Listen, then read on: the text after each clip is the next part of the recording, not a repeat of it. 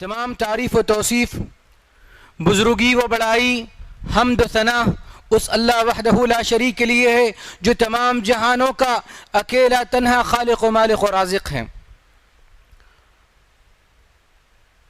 انگنت درود ہو جناب محمد مصطفیٰ رسول عربی صلی اللہ علیہ وسلم پر، جنہیں اللہ تعالیٰ نے سارے عالم کے لیے رحمت بنا کر بھیجا ہے۔ وما ارسلناک الا رحمتا للعالمین۔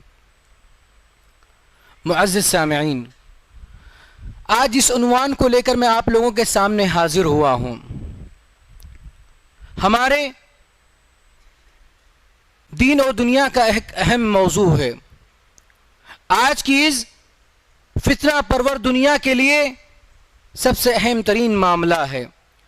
آج آپ جہاں دیکھیں وہاں قتل و غارت گری کا بازار گرم ہے۔ ہر انسان دوسرے انسان کو دھوکہ دے رہا ہے۔ کسی کے پاس اخلاق کا، وفاداری کا کوئی معاملہ نہیں ہے۔ کسی کے پاس ایثار و قربانی کا جذبہ نہیں ہے، نہ ہی کسی کے پاس ایک دوسرے کے تعلق سے وہ ہمدردی، وہ جذبہ نہیں ہے۔ اگر آپ معاشرے پر غور کریں، ہم اخلاق سے بالکل عاری ہیں، ہم تعلیم کے میدان میں بالکل پیچھے ہیں، ہم ہر معاملے میں دنیا سے پچھڑے ہوئے لوگ ہیں۔ اس کی بنیادی وجہ کیا ہے؟ اس کی بنیادی وجہ ہے شریعت کے علم سے دوری۔ علم شریعت کا نہ حاصل کرنا یہ سب سے بڑی وجہ ہے۔ آپ اللہ تعالیٰ کے علم سے، شریعت کے علم سے جتنا زیادہ دور رہیں گے، اتنا ہی معاملہ آپ کے اندر دین سے بگاڑ کا، دنیا کے اندر فساد کا سبب بن جائے گا۔ میں آپ کو کہیں اور نہیں لے جاتا، تاریخ کی ان ہستیوں کی طرف لے جاتا ہوں جو دنیا کے سب سے بدترین قوم شمار ہوتی تھی، لیکن اس اسلام کی وجہ سے، اس دینی علم کی وجہ سے اللہ تعالیٰ نے ان کو یہ مقام دیا کہ دنیا کے جو سب سے بدترین لوگ تھے وہ دنیا کے سب سے بہترین لوگ بن گئے، اور قیامت تک ان جیسی کوئی مثال آنے والی نہیں ہے۔ وہ کس کے ذریعے مکمل ہوا؟ اللہ تعالیٰ قرآن میں فرماتا ہے هو الذي بعث في الأميين رسولا منهم يتلو عليهم آياته ويزكيهم ويعلمهم الكتاب والحكمة وإن كانوا من قبل لفي ضلال مبين۔ کہ اللہ تعالیٰ نے اللہ کے نبی صلی اللہ علیہ وسلم کو جس مقصد سے بھیجا، وہ مقصد کیا تھا؟ کہ آپ لوگوں کا تزکیہ کرتے، اللہ تعالیٰ کی آیتیں پڑھ کر ان پر تلاوت کرتے، ان کو سمجھاتے اور کتاب و حکمت کی باتیں بتاتے۔ اللہ کے نبی صلی اللہ علیہ وسلم کا ایک اہم ترین مقصد اللہ تعالیٰ نے یہ واضح کیا۔ صحابہ کرام رضی اللہ عنہم اجمعین جو ہم سمجھتے ہیں کہ وہ ان کے اندر جاہلیت کا ہر قسم کا گناہ موجود تھا، ہر طرح کی برائی ان کے اندر موجود تھی، لیکن وہیں پہ ان کے اندر وہ قابلیت بھی تھی کہ اللہ تعالیٰ نے ان کو اپنے پیارے نبی صلی اللہ علیہ وسلم کے لیے انتخاب کیا۔ ان کے اندر وہ پوٹینشل تھا، اس کی وجہ سے اللہ تعالیٰ نے اپنے ساتھی، اللہ تعالیٰ نے اپنے رسول صلی اللہ علیہ وسلم کے لیے مستقل ساتھی بنا دیا۔ صحابی ہونے کا شرف ان کو حاصل ہوا۔ اس کی بنیادی وجہ کیا ہے؟ شریعت کا علم۔ میں آپ کو وضاحت کروں آج کہ جو اسلام میں علم کی تقسیم ہے وہ کس طرح کی ہے، کس طرح سے اسلام نے علم کو بانٹا ہے۔ اسلام نے سب سے پہلی جو شروعات کی ہے وہ علم کی، وہ علم نافع اور غیر نافع کی ہے۔ سب سے پہلے اسلام نے شریعت کا علم یا دنیا کا علم، ایسا علم نہیں بتایا۔ سب سے پہلی جو بات بتائی اللہ تعالیٰ نے وہ کون سی تھی؟ علم نافع اور غیر نافع کی تھی۔ نفع بخش علم اور نقصان پہنچانے والا علم۔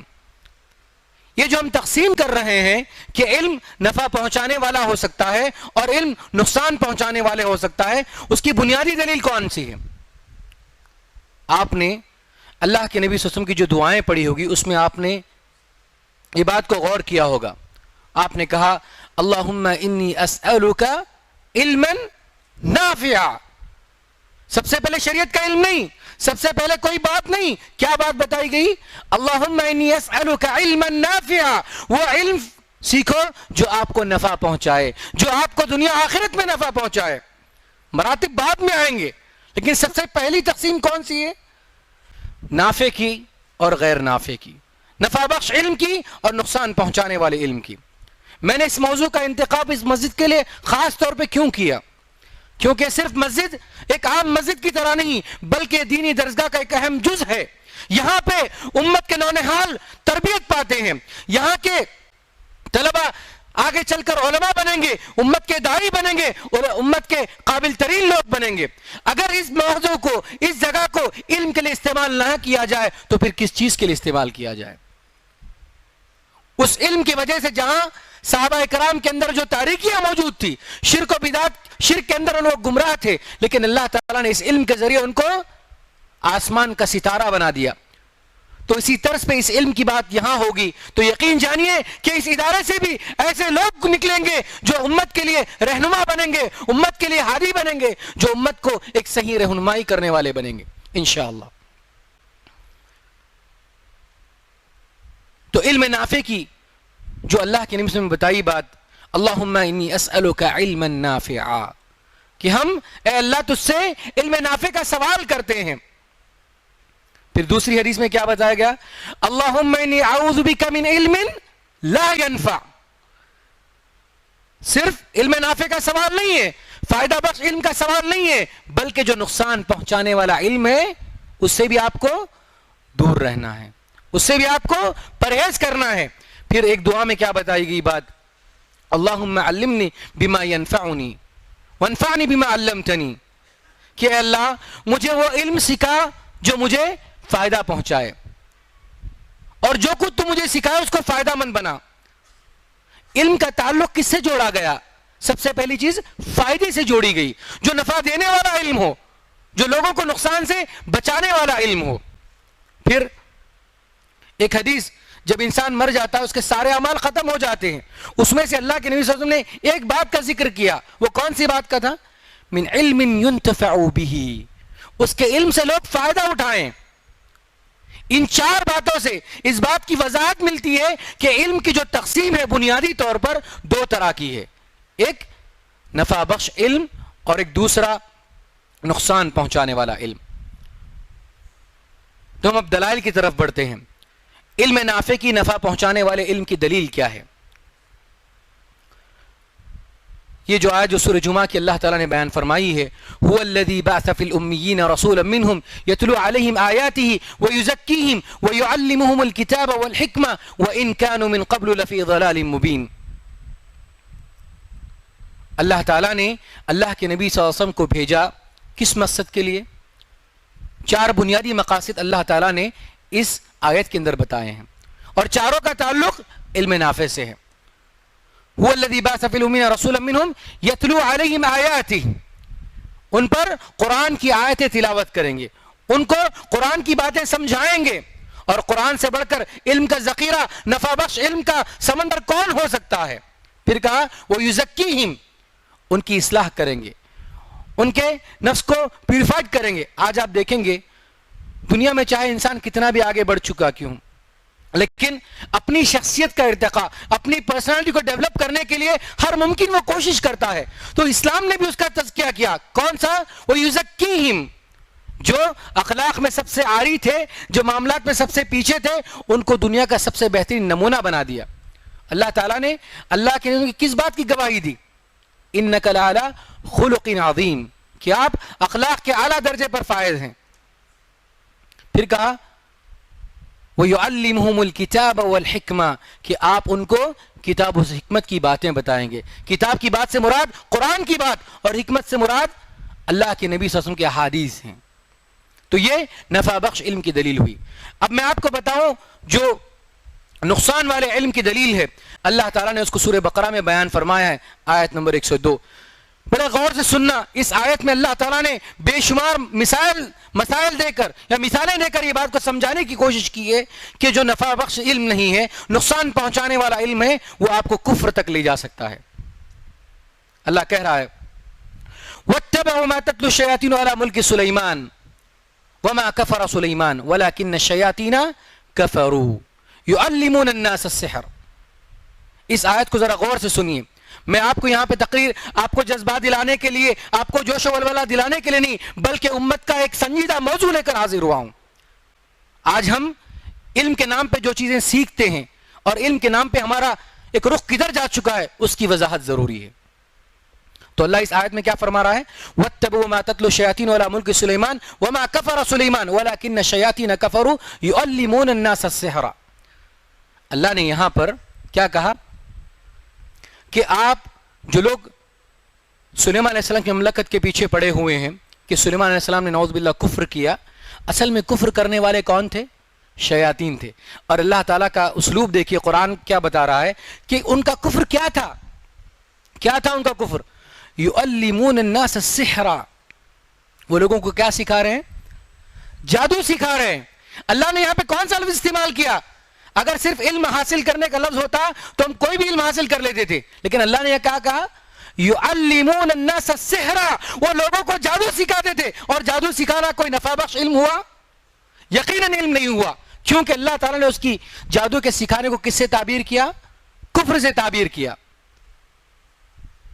اور پھر اللہ تعالیٰ نے آزمائش کے لیے جو فرشتوں کو بھیجا، اللہ نے کہا وَمَا أُنزِلَ عَلَى الْمَلَكَيْنِ بِبَابِلَ ہاروت وَمَاروت، اللہ تعالیٰ نے دو فرشتوں کو نازل کیا، ہاروت اور ماروت کو۔ ان کا کام کیا تھا؟ وَمَا يُعَلِّمَانِ مِنْ أَحَدٍ حَتَّى يَقُولَ إِنَّمَا نَحْنُ فِتْنَةٌ فَلَا تَكْفُرْ۔ اللہ تعالیٰ نے آزمائش کے لیے بابل میں دو فرشتوں کو نازل کیا، ہاروت اور ماروت جن کا نام تھا۔ یہ لوگ لوگوں کو جادو سکھاتے تھے، مگر اس شرط کے ساتھ، کس شرط کے ساتھ؟ کہ ہم اللہ کی جانب سے آزمائش کا ذریعہ ہیں، اگر تم جادو سیکھو گے تو کیا بن جاؤ گے؟ کافر بن جاؤ گے۔ ان لوگوں نے یہ نہیں کہا کہ تم لوگ جادو مت سیکھو، کیا لفظ استعمال کیا؟ فلا تکفر۔ کیا لفظ استعمال کیا؟ فلا تکفر، یعنی اگر تم جادو سیکھ لو گے تو کیا بن جاؤ گے؟ کافر بن جاؤ گے۔ تو یہاں پہ اللہ تعالیٰ نے ان دو باتوں کے ذریعے وضاحت کی ہے کہ جادو کا سیکھنا اور سکھانا دونوں کیا ہے؟ کفر ہے۔ اور دونوں باتوں میں اللہ نے علم کا ذکر کیا، کہا وَيُعَلِّمُونَ النَّاسَ السِّحْرَ، کہ وہ لوگ لوگوں کو جادو سکھاتے تھے، علم کا لفظ استعمال کیا، یعلمون الناس السحر۔ پھر جو فرشتے نازل ہوئے تو ان کا بھی کام کیا بتایا؟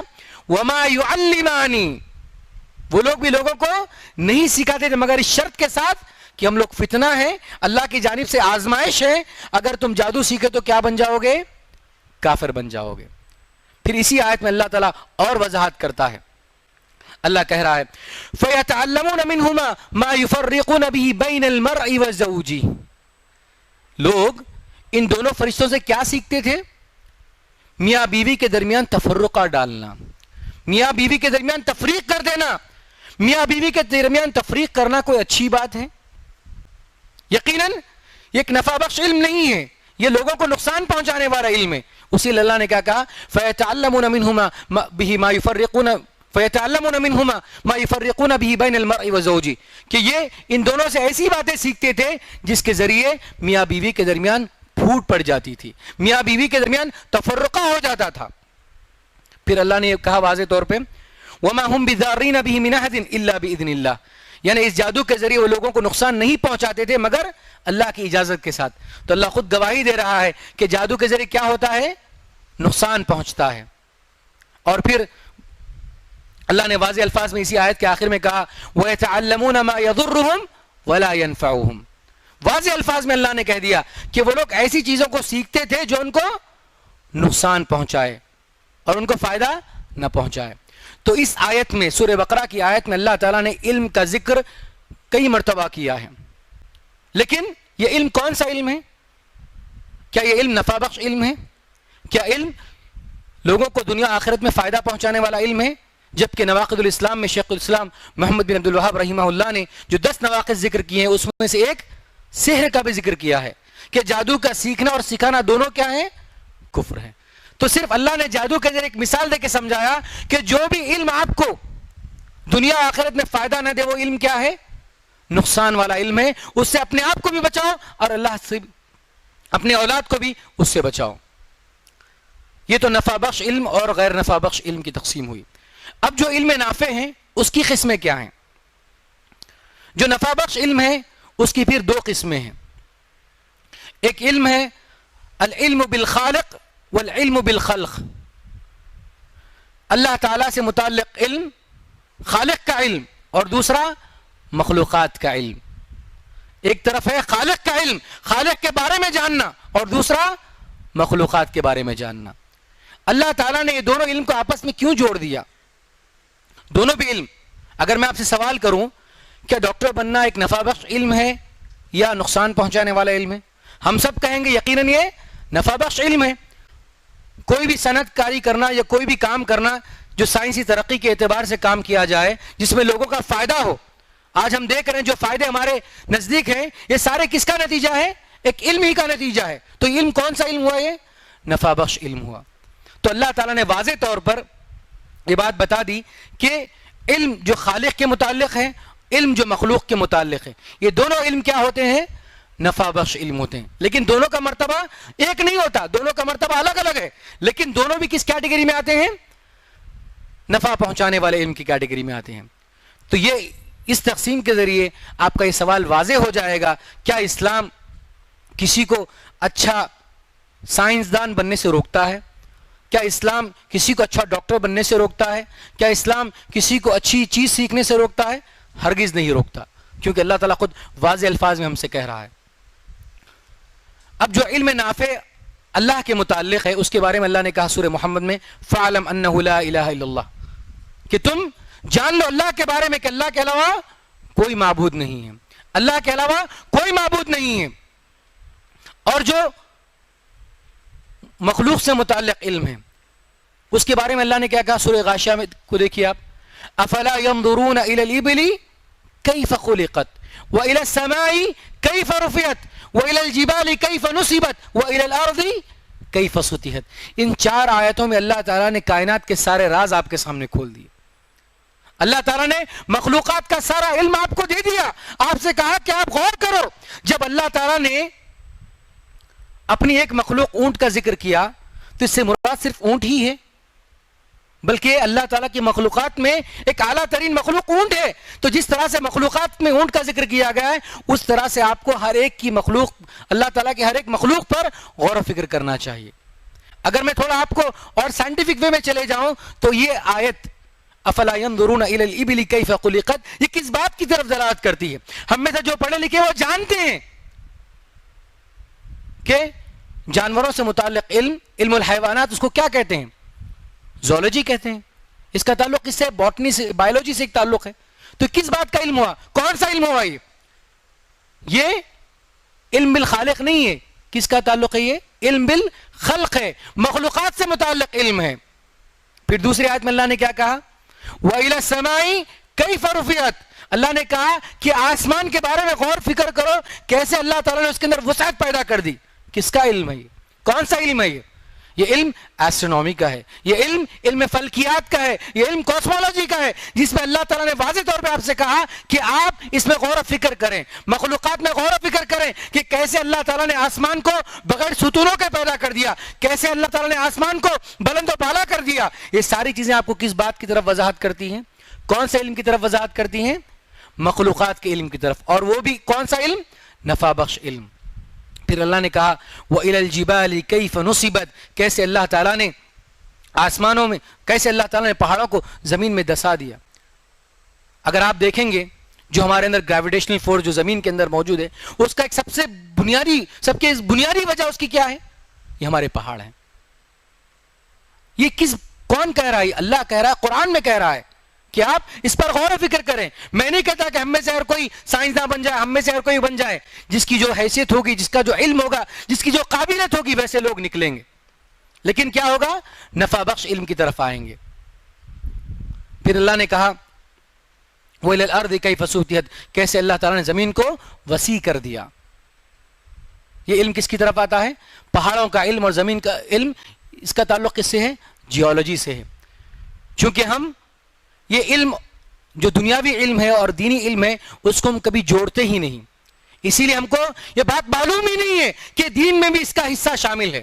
اسی لیے جو بھی مخلوقات کا علم ہے اس کا اللہ نے کیوں ذکر کیا؟ کیونکہ مخلوقات کے علم کے ذریعے اللہ ہم کہاں پہنچانا چاہتا ہے؟ اللہ ہم کو اللہ کی طرف، اللہ کے علم کی طرف۔ کیونکہ اللہ نے سورہ بقرہ میں کیا کہا؟ یا ایھا الناس اعبدوا ربکم الذی خلقکم، یا ایھا الناس اعبدوا ربکم الذی خلقکم، اے لوگوں تم اس اللہ کی عبادت کرو جس نے تم کو، اس رب کی عبادت کرو جس نے تم کو پیدا کیا. یعنی مخلوقات کے ذریعے اللہ تعالیٰ کہاں لے جانا چاہتا ہے؟ خالق کی طرف. مخلوقات کے ذریعے اگر انسان اللہ تعالیٰ کی مخلوقات کے بارے میں غور کرے گا، آج نہیں تو کل خالق کا علم ہو جائے گا اس کو. اگر مخلوقات کا علم حاصل کرے گا، آج نہیں وہ کل اللہ تعالیٰ کو جان لے گا. لیکن آپ مجھ سے سوال کرتے ہیں، کر سکتے ہیں سوال کیا کہ دنیا آج اتنی ترقی کر چکی ہے کہ سائنسدان ہر اعتبار سے نئی نئی ترقیوں میں جا چکے ہیں، لیکن اس کے باوجود بھی اللہ کے بارے میں ان کا علم کیوں نہیں ہے؟ کیوں اللہ کے بارے میں نہیں جانتے؟ تو میں آپ لوگوں کا یہ جواب دیتا ہوں کہ آج جو دنیا کا جتنا بھی علم ہے، جتنی بھی تفصیلات اس کے اندر آ چکی ہے، یہ لوگ ان دو الفاظ کے ذریعے اس کو، مخلوقات کا جتنا بھی علم ہے دو الفاظ کے ذریعے بتایا جاتا ہے. ایک ہے سائنس کے ذریعے، دوسرا ہے نیچر کے ذریعے. جو چیز ان کو سمجھ میں آتی ہے اس کو کیا کہا جاتا ہے؟ سائنس. اور جو چیز ان کے عقل سے باہر اس کو کیا کہا جاتا ہے؟ نیچر. یہ دونوں الفاظ اتنے خطرناک ہیں جو آپ کو مخلوق خالق کے علم سے روکتے ہیں. ہم میں سے جو بھی پڑھے لکھے لوگ ہیں، ہم نے جتنا بھی مرحلہ پڑھا ہوگا اسکول میں، کالجز میں، یونیورسٹیز میں، کبھی ہم نے لفظ کریشن سنا ہے؟ ایک سلیبس کے طور پر، عام طور پہ نہیں کہہ رہا ہوں میں آپ کو، قرآن میں سنا ہوگا، کہیں اور سنا ہوگا. لفظ کریشن سنا ہے ہم نے؟ کریشن کہتے ہیں تخلیق کو. کریشن کہتے ہیں تخلیق کو یا مخلوق کو. لفظ کریشن سے کہاں جاتے ہیں ہم؟ کریٹر کی طرف جاتے ہیں. کریشن سے کہاں جائیں گے ہم؟ کریٹر کی طرف جائیں گے. یعنی خلق سے کہاں جائیں گے؟ خالق کی طرف جائیں گے. ذرا غور کرو، اگر ہمارا یہ جتنا بھی سلیبس ہے، جتنا بھی نصاب ہے، جتنی بھی تعلیم ہے، اگر اس میں سائنس کے بجائے لفظ کریشن ہوتا، سائنس کے بجائے لفظ تخلیق ہوتی، تو کبھی نہ کبھی انسان کس کے بارے میں پوچھ بیٹھتا کہ خالق کون ہے. ان کو بتایا ہی نہیں گیا کہ یہ مخلوقات ہیں. ان کو کیا بتایا گیا؟ ان کو یہ بتایا گیا کہ سائنس ہے. یہ صرف اپنی جانب سے ایک وجود کی ہوئی چیز ہے.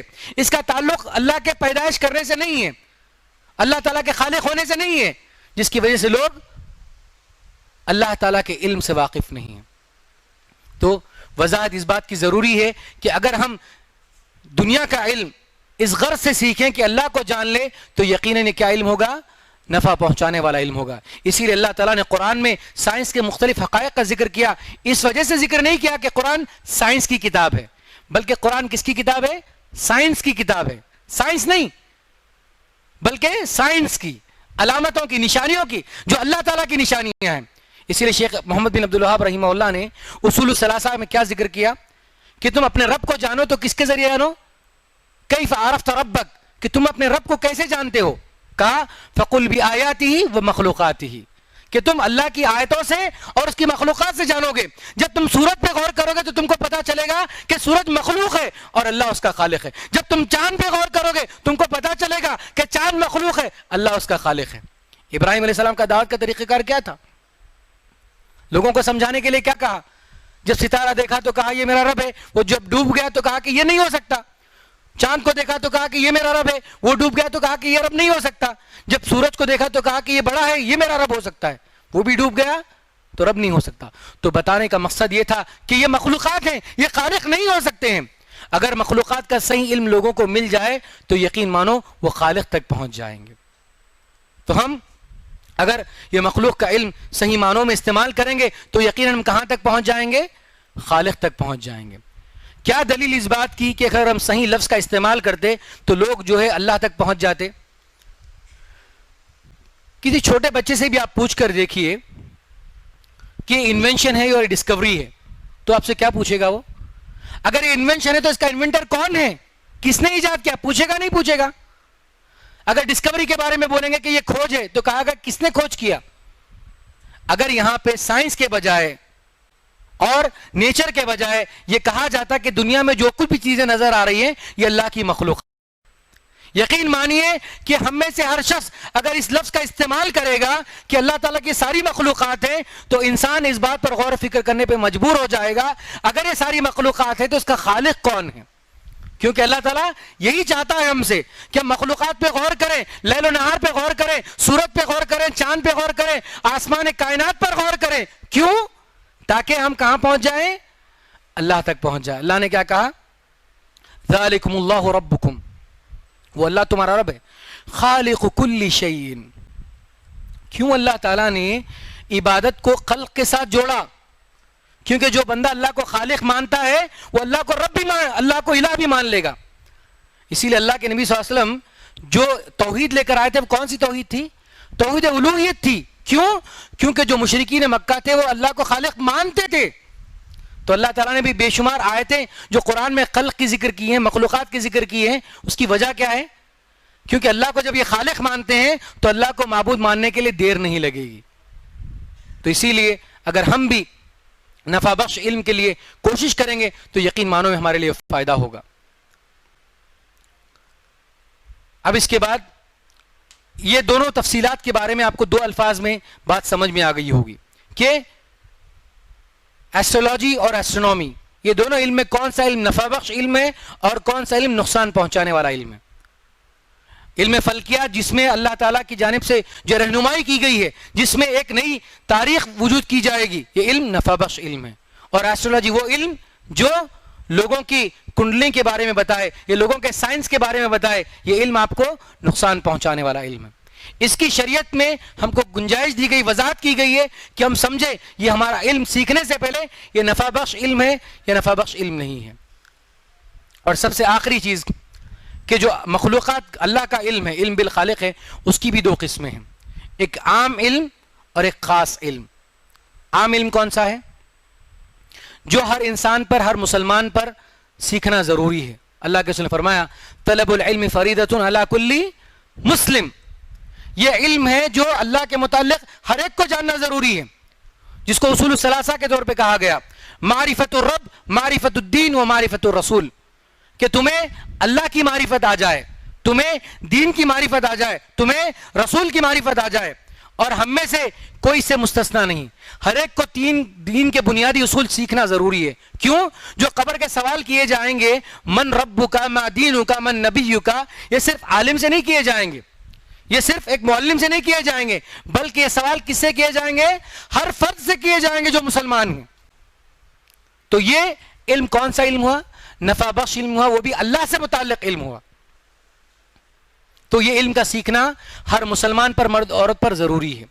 اور پھر جو خاص علم ہے اس میں اللہ نے کہا کہ ہر کوئی آدمی اس خاص علم کی طرف نہ جائے، بلکہ اللہ نے سورہ توبہ میں کہا کہ اس کے لیے خاص منتخب لوگ، کہا فَلَوْلَا نَفَرَ مِن كُلِّ فِرْقَةٍ مِّنْهُمْ طَائِفَةٌ لِيَتَفَقَّهُوا فِي الدِّينِ، کہ کیا ہی بہتر ہوتا تم میں سے ایک جماعت نکلتی جس کا کام کیا ہوتا؟ اللہ تعالیٰ کا علم حاصل کرتے، وہ لوگ وہ دین کا شرعی علم حاصل کرتے. تو علم کیسے حاصل ہوتا ہے؟ یہ علم آپ کو اللہ کی گہرائی سے، جو شریعت کی گہرائی ہے اس سے چیز علم حاصل ہوگا. تو اگر میں خلاصے کے طور پر اپنی بات کو وضاحت کروں تو یہی بات ہے کہ سب سے پہلی جو تقسیم کی گئی ہے وہ نفع بخش علم کی اور نقصان پہنچانے والے علم کی. تو ہم کوئی بھی چیز سیکھیں تو سب سے پہلے دیکھ لیں کہ وہ علم ہم کو دنیا و آخرت میں فائدہ پہنچائے گا یا نہیں پہنچائے گا. اگر فائدہ پہنچائے گا تو یقیناً ہم اس کو سیکھیں. پھر دوسری قسم جو نفع بخش علم کی بھی ہے، اس میں دینی علم بھی آ جائے گا اور دنیاوی علم بھی آ جائے گا. اگر دنیاوی علم کو اس غرض سے سیکھیں گے کہ ہم اللہ تک پہنچ جائیں گے تو یہ علم بھی کیا ہوگا؟ ہمارے لیے نفع بخش علم ہوگا. اور جو شریعت کا علم ہے اس کی دو قسمیں، ایک عام علم جو ہر مسلمان مرد و عورت پر ضروری ہے، وہ تین چیزوں کا کیا ہے؟ اللہ کے بارے میں معرفت، اللہ کے دین کے بارے میں معرفت، اور اللہ کے رسول صلی اللہ علیہ وسلم کے بارے میں معرفت. اور جو خاص علم ہے اس کا تعلق کس سے ہے؟ علماء سے ہے. تو یہاں پہ ایک غلطی عام لوگوں سے ہو جاتی ہے، ہمارے پاس دین کی معلومات آ جاتی ہیں، ہمارے پاس دین کے متعلق علم آ جاتا ہے اور اپنے آپ کو ہم کیا سمجھنے لگتے ہیں؟ عالم سمجھنے لگتے ہیں. تو یہ بہت بڑی غلطی ہے. معلومات اور علم ہونے میں بہت بڑا فرق ہے. میں آپ کو ایک سوال کرتا ہوں، ہماری جو 1400 سال کی تاریخ ہے اس میں مجھے ایک ایسا عالم بتائیے جو عربی نہیں جانتا ہو اور اپنے آپ کو عالم کہتا ہو.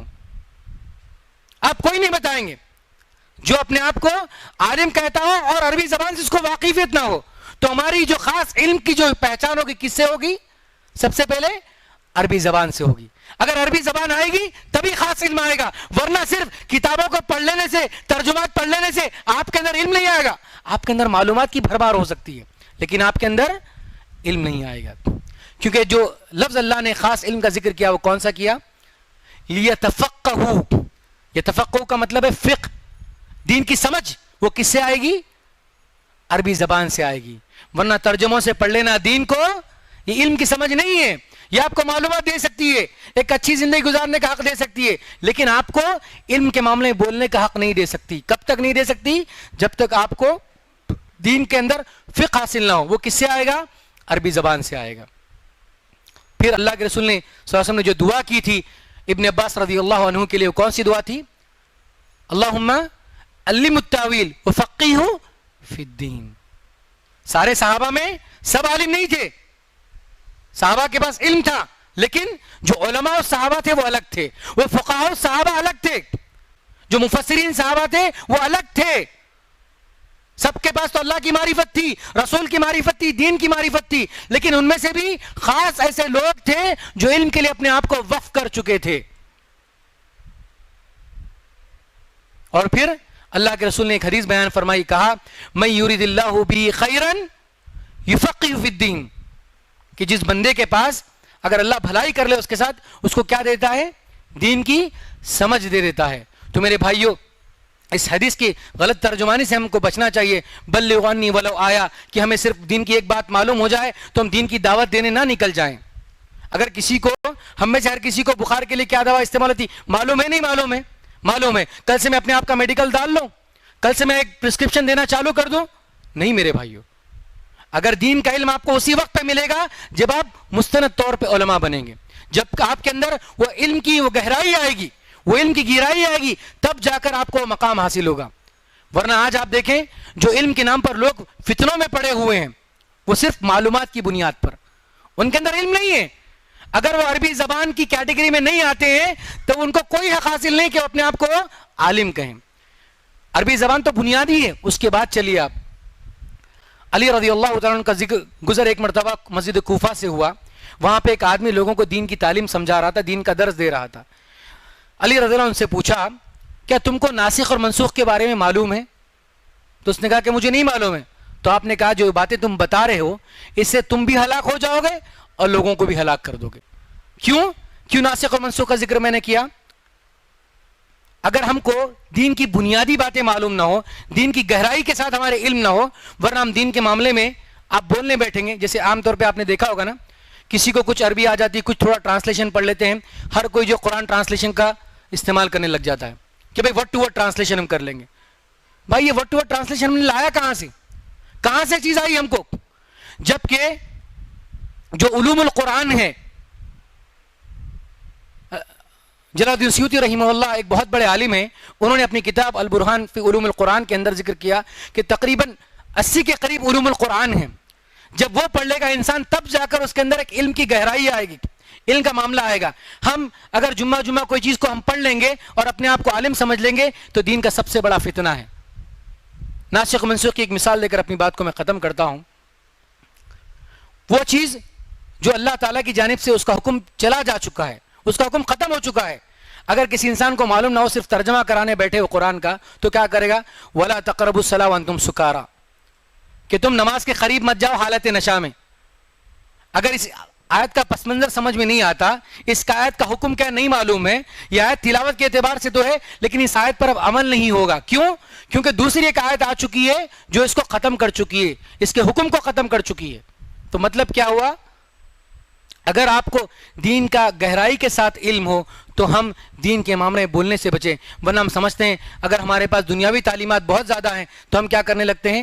دین کے معاملے میں بولنے لگتے ہیں. اس سے ہم کو پرہیز کرنا چاہیے اور اسے رکنا چاہیے. یہ دین میں سب سے بڑا فتنہ ہے. پہلے کبھی فتنہ نہیں تھا. آپ نے کبھی نہیں دیکھا ہوگا کہ کوئی غیر عالم ایک انسان وہ علم کے معاملے میں بولنے لگا صرف ترجمے کی بنیاد پر. کبھی نہیں آپ نے دیکھا ہوگا.